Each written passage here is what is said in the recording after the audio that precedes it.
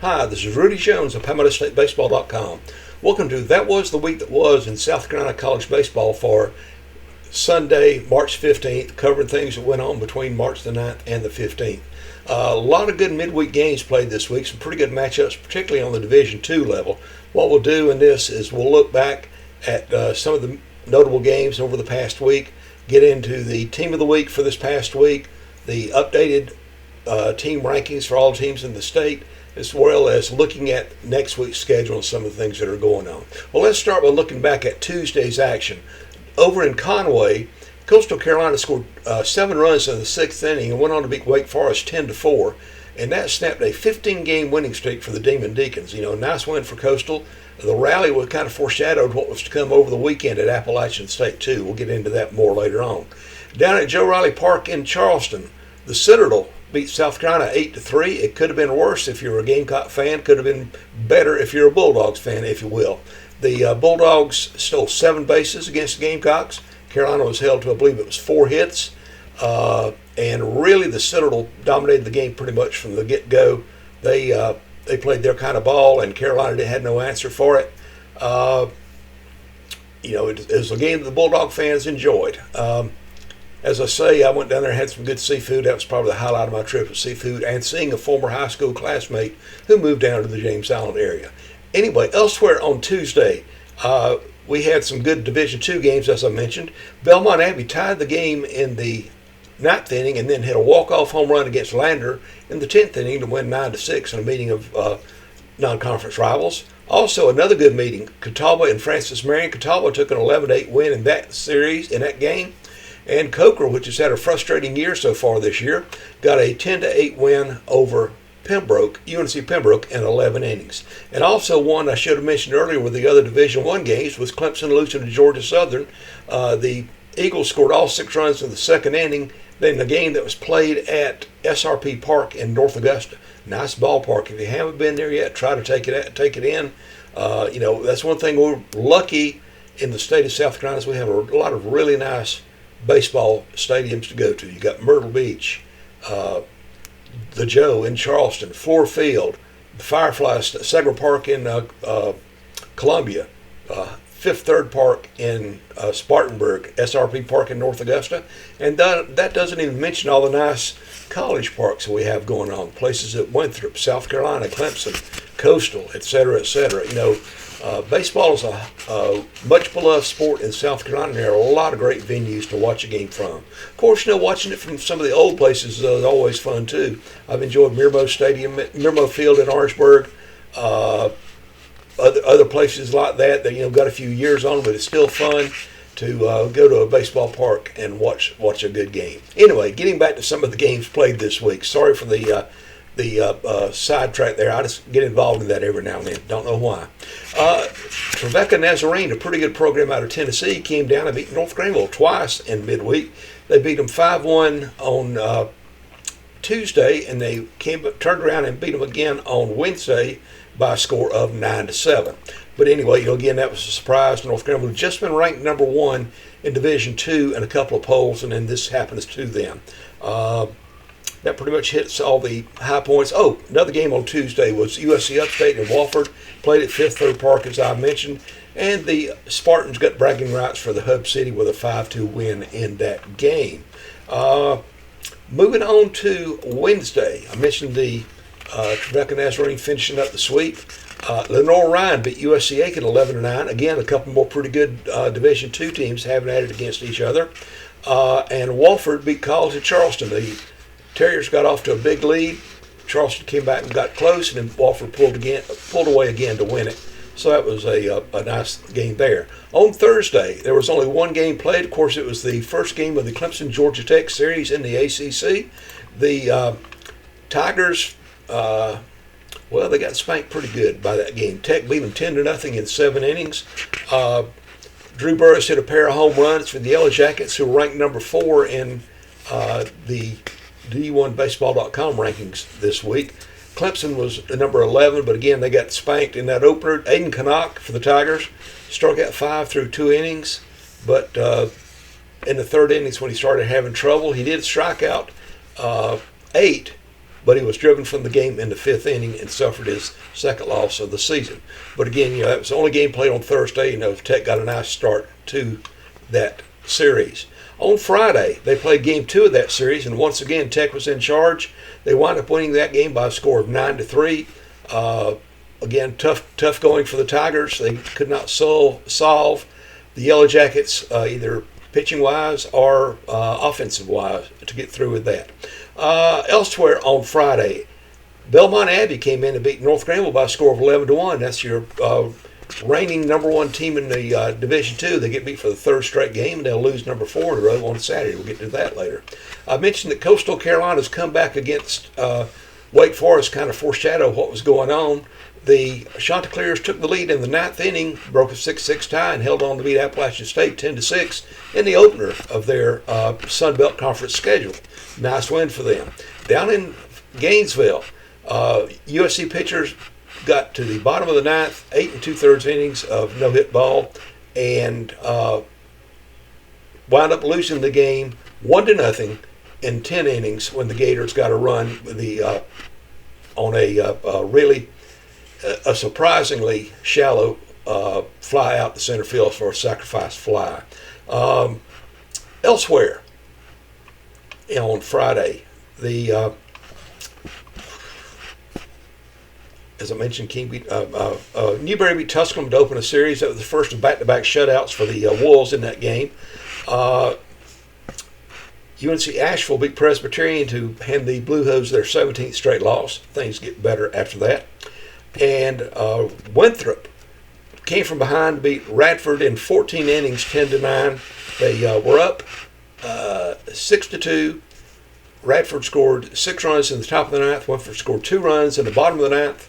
Then they each scored a run in the 12th, and then Gabe Natividad, got a walk-off single to give Winthrop that win. He also had the single in the 12th inning to keep the game going, that RBI there.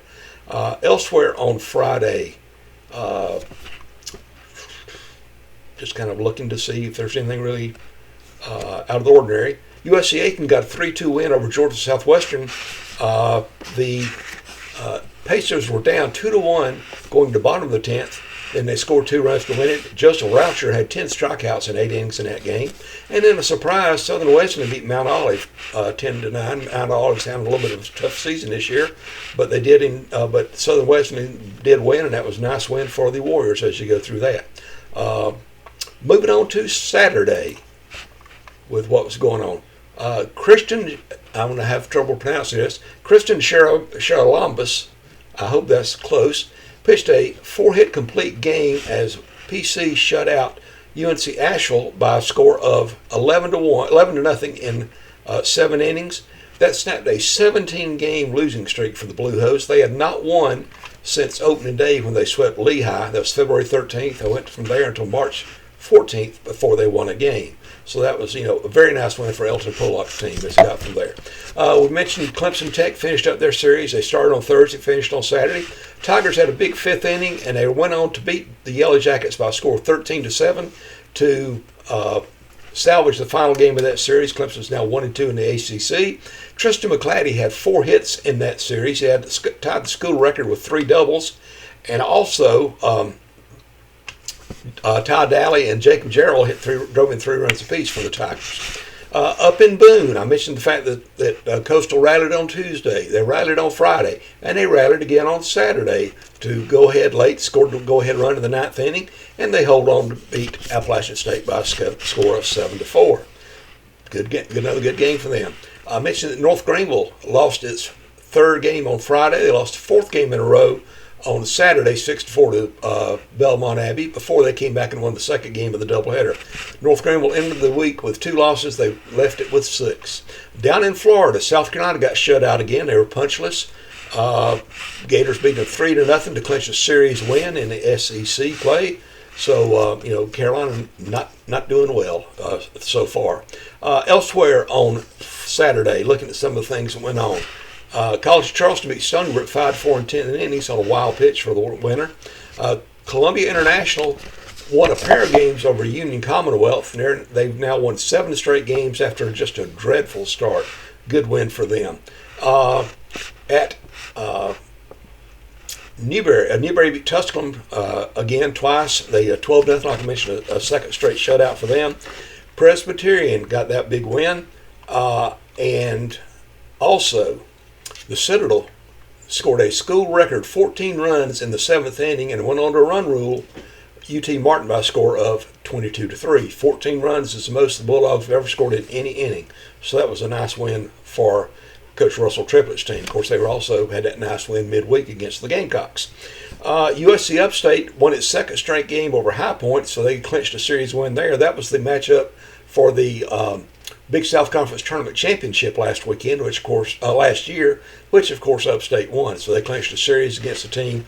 And High Point, by the way, was coming off that series win at Florida the previous weekend. Also, Winthrop with another walk-off win on a rally to beat Radford in Big South play on Saturday. That score was 6-5. And Francis Marion, which won Friday night's game over Young Harris, which is number one team, first place team in Conference Carolinas. They got a split with them on Saturday. They lost the game one, but won game two to take the series. And the Patriots are now one game behind Young Harris in the Conference Carolinas standings. Elsewhere, moving on to Sunday, South Carolina finally got a little bit of offense, but it was too little and way too late. The Gamecocks starter Riley Goodman could not get out of the first inning. The Gators scored 3 runs to take a 3-0 lead. South Carolina got a 3-run home from Luke Uhas in the second inning to tie it up. Florida promptly came back and took the lead in the bottom of the inning and went on to win 13-3 in 7 innings by run rule. That was the sweep. Carolina, by the way, getting shut out on Friday and Saturday consecutive games.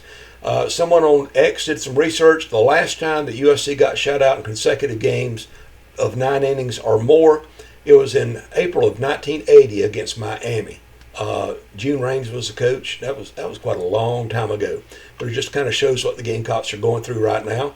In fact, they hit 120 for the weekend series at Florida, 11 for 95. I don't think that's going to get you much anything anywhere. Still speaking of the Gamecocks, they have not won a series final game against a Power 4 team under Paul Maneri's, a Power 4 conference team under Paul Maneri's tenure. They have lost 11 straight game threes in the SEC. They've lost both final games in the Clemson series, or against Clemson those years. So it's not been going well for Carolina in that situation. Elsewhere on Sunday, how about another rally by Coastal? Yes, again, they got ahead. Appalachian came back and tied it. Then Walker Mitchell got an RBI single in the 8th inning and put the Chanticleers up, and they went on to win that game to complete a series sweep. That score was 8-7. Also on Sunday, College of Charleston beat Stony Brook by a score of 6-2.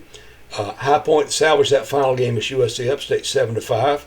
Presbyterian snapped a 17-game losing streak, and what do? They get another complete game, and they now have a 2-game winning streak. Tristan McGregor with a nice complete game against UNC Asheville for the Blue Hose. Blue Hose won their first Big South Conference series, 2-1. So that's a plus for them. McGregor struck out 11 in 7 innings as the Blue Hose got that run rule win. Glad to see things were looking up for PC. Also on Sunday, the Citadel completed a series win over UT Martin by a score of 8-4. Lander got a series win over Flagler 4-2 to win it 2-1. Winthrop, they didn't come from behind as far as in walk-off fashion, but they did score the final 2 runs of the game to win 9-7 and sweep that Big South Conference series. Wofford split a series with Princeton. They won the opener, lost a doubleheader on Saturday, and then won on Sunday to finish that up. That kind of finishes a look back at the other games that were going on. USC Sumter and Florence Darlington Tech played a doubleheader on Saturday, and it was a fundraiser for the family of Tim Medlin. We'll get into that a little bit more later on. Looking at the team of the week, I had to make it Coastal Carolina. They went 4-0. They rallied in all 4 games. You think about where Coastal was a little while back. They got news that a couple of their key pitchers were going to be out for a while. And then, they've just rallied. They've had people step up and do what needs to be done. They, like Ray Tanner used to say, win anyway. And so they're now 13-6 after a few struggles and 4-0 last week. So I just thought they earned the team of the week, particularly for that win over Wake Forest to snap the Deacs' 15-game winning streak. Some other good teams last week. Columbia International's 2-0, as I mentioned, a 7-game winning streak. Forest Arlington Tech had an 11-game winning streak snapped in game 1 on Saturday, but they went 3-1 for the week. They're still doing fine. They're one game behind Gaston College in the Region 10 standings. Newberry went 4-1 last week. Good week for the Wolves. Spartanburg Methodist 4-1. They've moved over 500. They're now 13-12, and they're even 6-6 in the Appalachian Athletic Conference. The Citadel went over South Carolina, and the 2 wins at Tennessee Martin had a 3-1 week. One game below 500. They're playing well, playing with a lot of confidence. Arian Patel had 5 hits in Saturday's game, doing exactly what you want to do as a team captain. He's leading them. He also had a very nice play at third base defensively against South Carolina. So that was, he's leading by example. Some other teams could use some leadership from what we're seeing. I don't think I have to tell you who. USC Lancaster had a great week last week. They went 4-1.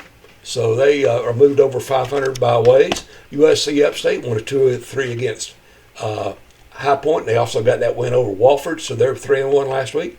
And Winthrop, their only stumble was they got lost the opener to Princeton, then came back and won game 2 and got the weekend series sweep. So again, Coastal Carolina, the team of the week. I think they really deserved it by what they've done and overcome a little bit of adversity. One good thing for the Chanticleers is Ryan Lynch, who's been out because of injury early in the season. He got to pitch an inning this week, so I'm sure they're going to work him back into things as they can and go from there. Excuse me. I'm going to take a drink. It's a long time. My Pamela State baseball team rankings. A few changes. Clemson stayed number 1 in the Division I teams. They were 1-3 last week, but still I think the body of work's been better than anyone else. 16-4 overall. Coastal Carolina had a great week. I had them stay at number 2. I considered moving them up, but I still think Clemson's just got a little bit better overall resume at this point than Coastal does. We'll get to find out later when they play each other and just go head to head, and that'll help decide it too. Winthrop, I moved up from 6 to number 3. They had a good week. USC Upstate, again, a good week. I moved them up from number 8 to number 4. The Citadel, moved them up 4 spots to number 5. Part of it was other teams above them not playing as well. And also the Bulldogs are playing pretty good right now. Again, I've got them 5th. South Carolina, I moved down from 3rd to 6th, and I considered dropping them a little bit more. Carolina's just kind of listless right now. As I mentioned, or I may not have mentioned, but I said about maybe 7 or 8 rows behind the dugout at the Citadel Carolina game. And, just didn't seem to see a whole lot of life in the dugout. I've never been on a major competitive baseball program or sports program thing. Most I ever did is being a water boy in high school and some church league basketball, but that's it. But, Carolina right now just really seems to be struggling. I saw that the close up look like on Tuesday. Charleston Southern, I had moving down from number 4 down to number 7. Wofford fell from 6 to 8th, losing a couple of games to Princeton. College of Charleston had a 2-2 week. I moved them down from 9 to 7. They lost to Wofford. It would be hard for me to put them ahead of Wofford, so that's just kind of the way they worked out. And Presbyterian, I have them still in number 10, even though they had the 2 wins. 4-17, they got a lot of ground to make up to get back, climb up in the rankings. There were no changes at all among Division II teams, just the way it turned out. Even though North Greenville went 1-4, they're still 20-6 overall. And plus, they beat Francis Marion 2 out of 3 head-to-head. So I couldn't move the Patriots ahead of them. Francis Marion stayed number 2. Aiken stayed number 3. USC Aiken's number 3 still. Atlanta remained 4. Newberry's 5. They're playing better lately. Anderson had a tough weekend at Lenore Ryan. Lost one of them in walk-off fashion. Another tight game that went 0-3 there. But I still have them at 6th because they're the 6th team in the state that's got a winning record among Division II teams. Or the best ones among them anyway. Erskine, I got still at number 7. Benedict is number 8. Coker's number 9. Southern Wesleyan is 10. USC Beaufort, which is on an 11-game losing streak, is 11th, and Claflin, which played once last week and now has lost 15 straight after starting out 3-2, is in 12th place. Among NAIA and National Christian College Athletic Association teams, Spartanburg stayed number 1. They're playing well. Spartanburg Methodist, they were 4-1 last week. Again, moved over 500. They've won 3 straight games. Columbia International, they're 10-18, but they won 7 straight, and they're making some noise in the AAC right now. Bob Jones lost 5 games last week, and got to watch some of their games on Saturday against Southeastern Baptist, and part of the Friday game too, and they really hurt themselves with some bad defense. The Bruins are not doing so hot right now. They're 5-13, but I still have them in 6th place, third place among teams in that class. Voorhees stayed number 4 because they're 0-3 last week, 2-15. And Morris did not play last week, but they're 2-10. I kept them at number 5. Among junior college teams, Florence Georgia Tech was an easy choice to stay number 1. USC Sumter I have still at number 2 because they played very competitive against FD Tech in the first 2 games and won one of them thanks to Jeb Britt pitching very well for them. I have USC Lancaster moving past USC Union into 3rd place among junior college teams because the Lancers won the series head-to-head 2-1. Union moved down to 4th. USC Salkehatchie stayed at number 5. They've lost 11 straight. And Denmark Tech, which did not play last week, stayed at number 6 in the rankings. How about the vibes? How about a pulse, if you will, after last week and heading into this week? Well, Clemson, I know they wanted to do better against Tech. They looked overmatched, really, the first 2 games. They bounced back pretty well and had a nice, solid effort in game 3. And I'm sure they'll put those games behind them and try to grow from that. Once again, Tigers are making some defensive miscues that are going to bite them in tight games. I know they need to cut down on the errors, and I know they know it too. Coastal Carolina, after having that nice 4-0 week, I think their vibes are very positive. They won a road series, sweeping it in the conference. That's always good. You hope to maybe sneak out 2 of 3 on the road in conference series, but to be able to get all 3 is pretty good. And so they've got to be feeling pretty good about themselves. Winthrop, I think, is feeling nice. They're conference sweep again to open up Big South play. And they went 4-1 last week. And so things are going well for the Eagles of Coach Mike McGuire. USC Upstate, I think they're generally favorable vibes too, getting 2 of 3 against High Point, who's been a nemesis for them. And even though they lost the game Sunday, it was due to High Point scoring a couple of runs late to take the lead. So, they could have had a 4-0 week. The Citadel, I think, very, very positive vibes. They did lose that opening game to UT Martin on Friday, but coming off the win over South Carolina, they always like to get those wins over a Carolina or a Clemson. And by the way, they'll be playing Clemson later on this week, as well as Clemson will be at College of Charleston as well. But the Bulldogs are 8-9. I think Russell Triplett has them playing pretty good ball right now. South Carolina, I think they're about as cold as you can get. It's just does not seem to be any excitement around the program. A lot of fans are jumping off the bandwagon. People are talking about how the fact that there's not much in the way of crowds at Founders Park this year. Something good needs to happen to South Carolina, or it's going to be in some kind of a self-perpetuating downward trend. I don't know what it is, whether there's going to be a player that steps up or whatever the case may be. I don't know. But anyway, South Carolina's probably the most negative vibes of any team in the state right now, I think. Charleston Southern, even though they went, they're now 13-6. They went 1-3 last week. I think generally overall they're still feeling pretty good about themselves. Still got a good chance of their first back-to-back winning seasons since the 1980s. And Coach Carl Kuhn has them playing well there.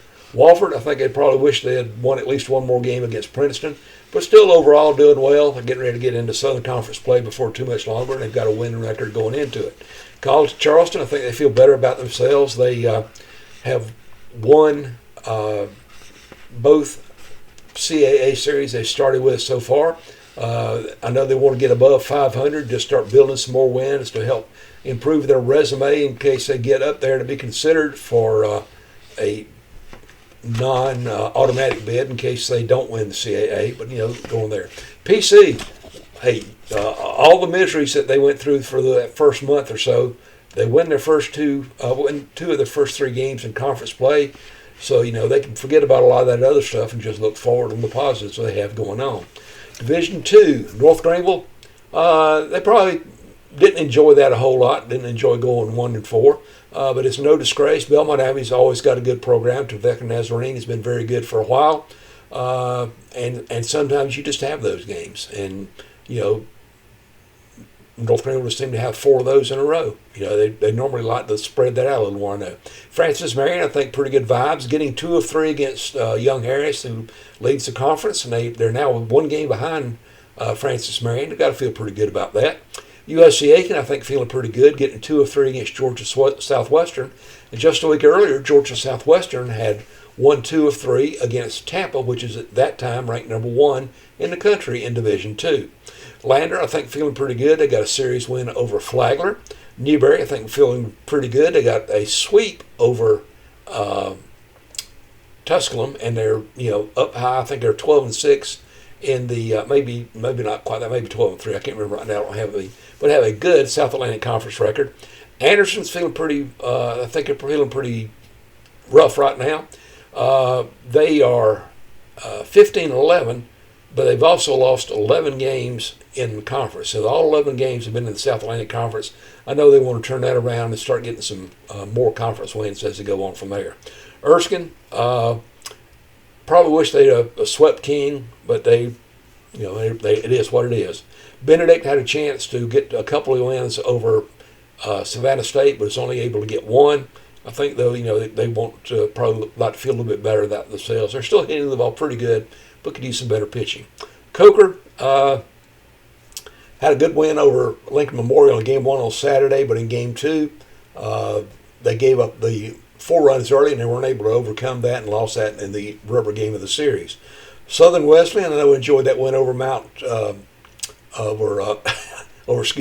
Olive, and they also split a series with Newberry, which is good midweek for them.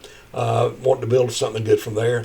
USC Beaufort, 11-game losing streak, winless in the conference in Peach Belt. So, I know that they're trying to figure out how to get some good things to happen there.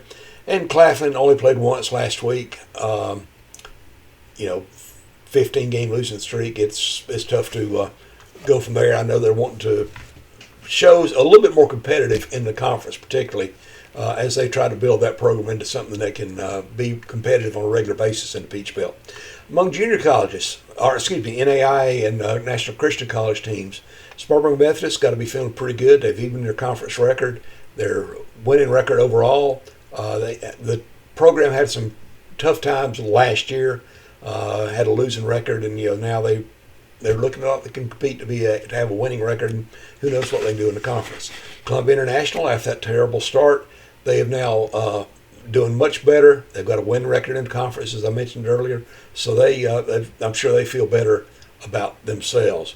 Bob Jones, I know they got to be kicking themselves. They don't play better defense. Had chances to win 2 of those games against Southeastern Baptist over the weekend and got none. You want to be able to win the tight ones, particularly at home, but they were not able to do that. Voorhees had 3 struggles at Talladega in an HBCUAC conference series, and they are 2-15. They want to do better from that. Morris, I don't know. You always wonder how like a week's layoff for spring break or whatever else it may be affects them. We'll have to see how the Hornets do this week. Among junior colleges, Florence Darlington Tech, I think they still feel pretty good about themselves, even though they lost that game to Sumter on Saturday in Game 1. Hey, they're still 25-6. They're within 1 game of Gaston College in the Region 10 standings. And if they, take care of business, they get a chance to play Gaston College at home to, do something about that and maybe move into first place. USC Sumter, I think even though they lost 2 out of 3 against FD Tech at home, I think they still feel pretty good about themselves overall. 17-9, that's a nice record to have. USC Lancaster getting a series win On the road, I think they feel pretty good about themselves. USC Union, the deciding game of that Lancaster series was an 8-7 loss. I know that the Bantams would have been able to get another run or two in there and come out with a series win. Again, you always want to try to get a series win at home. Salcahatchee, not much going well for them right now. 3-run rule losses to Gaston College. So I think that the players, they got to make sure they keep their heads up and don't give up. Just keep plugging, and maybe something good will happen. Denmark Tech, again, much like Morris, they had last week off. Be interested to see how they do. They got a win the previous week, then lost the next game after that. Hope they can continue to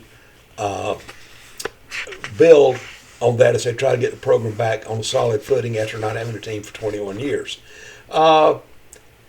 Lastly, as far as what happened this past week,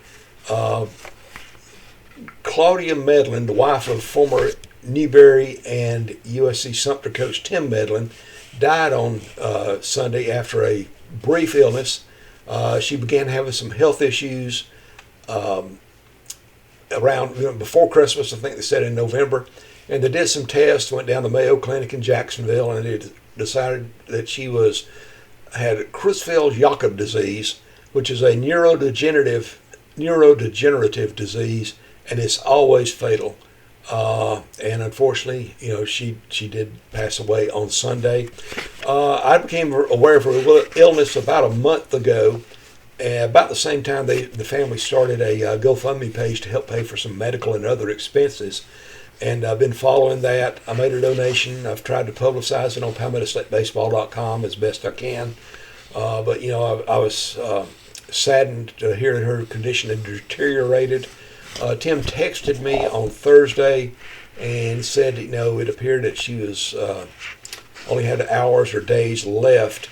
And it really made me feel bad, because when he texted me, I was on my way back home from Charleston with my wife. We were able to have 3 days of vacation and time together, and I just felt bad that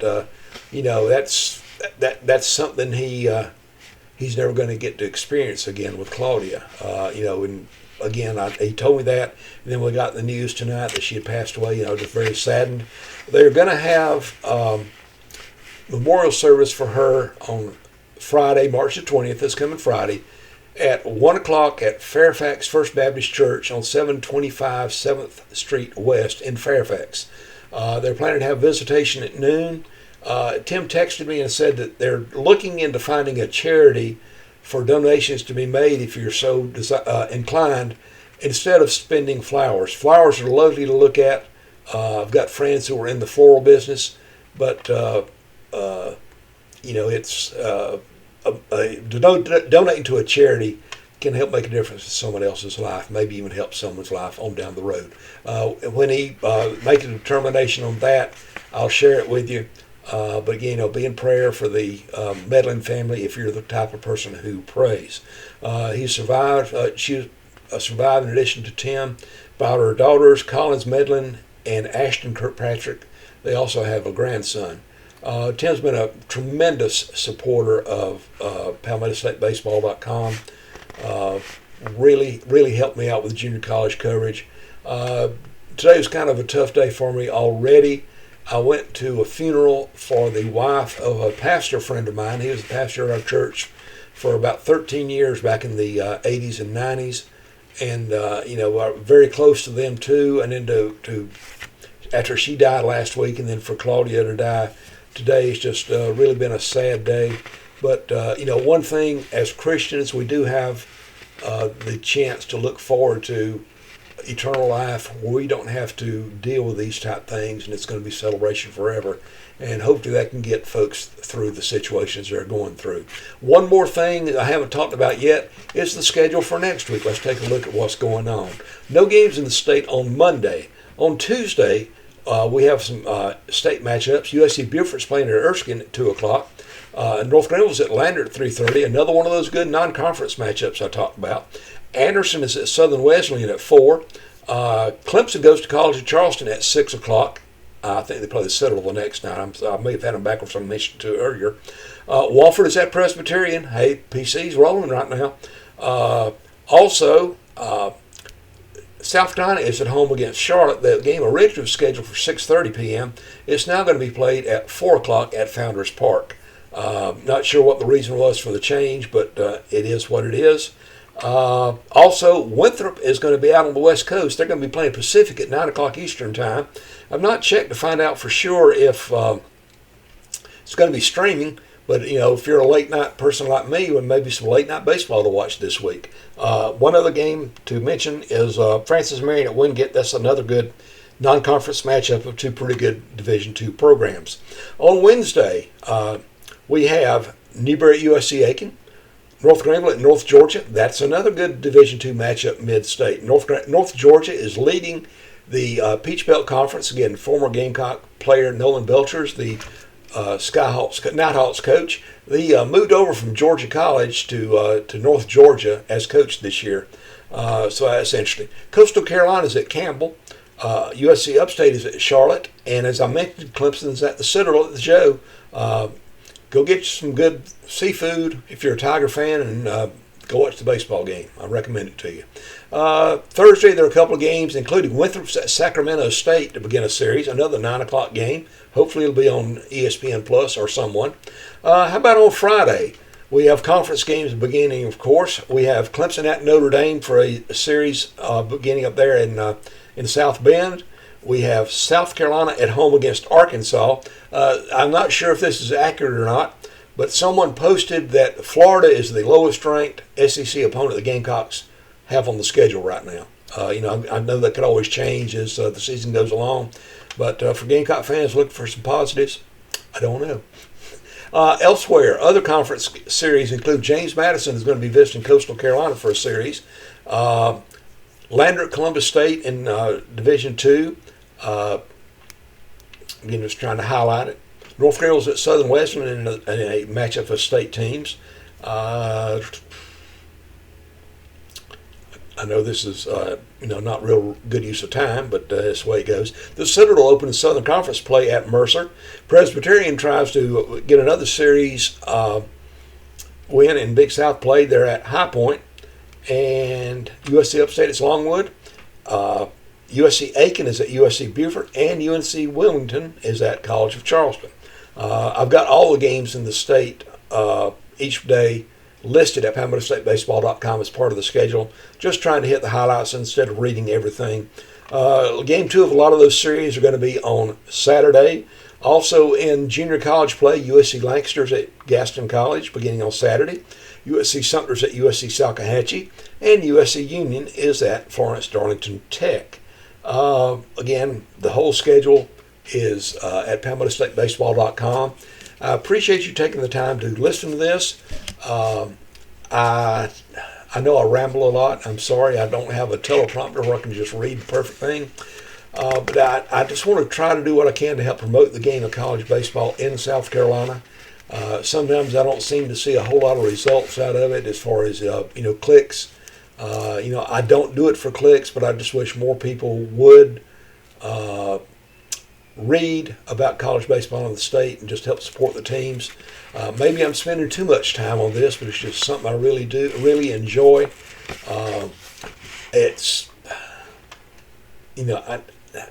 I do not say it to make light of an addiction, but it's just something I cannot kick is baseball, particularly college baseball. I just really love it. Email me with suggestions on what you'd like to see me do coverage-wise, or things that maybe you say, well, I don't need that. And as far as features you don't need to read or don't want to read or care about, let me know at rudyjones@PalmettoStateBaseball.com. Have daily scores and schedules. I record a highlights thing on video for YouTube each day as well when there are games to be played. I just hope that I can help inspire some other folks to be just as passionate about college baseball in South Carolina as I am. But that's the way it goes. I'm going to sign out for now. Remember to keep the Medlin family in your prayers if you're the praying type. Thank you for taking the time to watch this, or at least part of it. Again, I appreciate your interest in college baseball in the state. And for now, this is Rudy Jones saying good night. Jesus loves you.